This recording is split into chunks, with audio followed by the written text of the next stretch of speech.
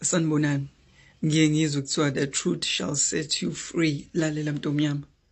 Abelungu namabhunu had a problem and uP.W. Botha was the solution. uP.W. Botha is the former president yase South Africa. But uP.W. Botha inherited South Africa a chaos. He inherited South Africa a war between ama-whites nama-blacks because abantu abamnyama babese bekhathele ukuhlukunyezwa. Abantu abamnyama babese bekhathele i-apartheid.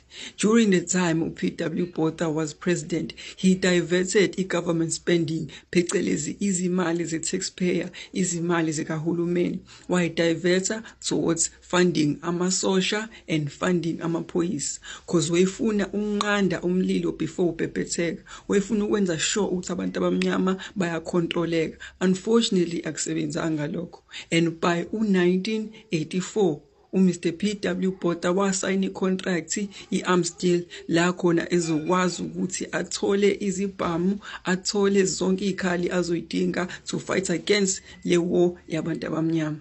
Mr. P.W. Botha wathola imali engango-1 billion rands. Leyo mali yayiphuma from an offshore account, phecelezi i-account ephuma phesheya kwelwandle, ephuma e-England. Le mali on paper kubhalwe ukuthi yayi for infrastructure development, yayi for power grid expansion.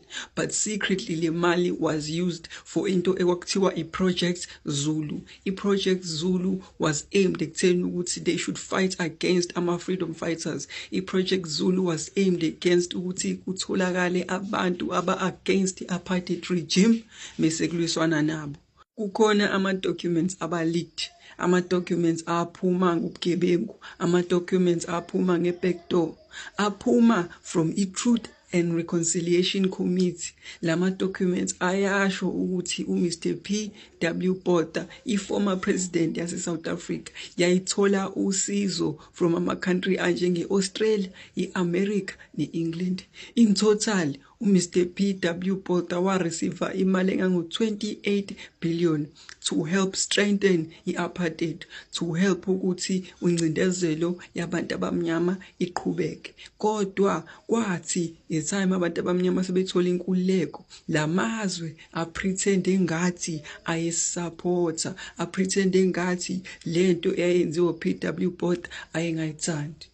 Into eyastressa kakhulu amabhunu nabelungu ukuthi ngesikhathi se-apartheid ama-mine ase-South Africa ayinokwenza imali engango-4.5 billion rands and babengafuni ukulahlekelwa ileyo profit.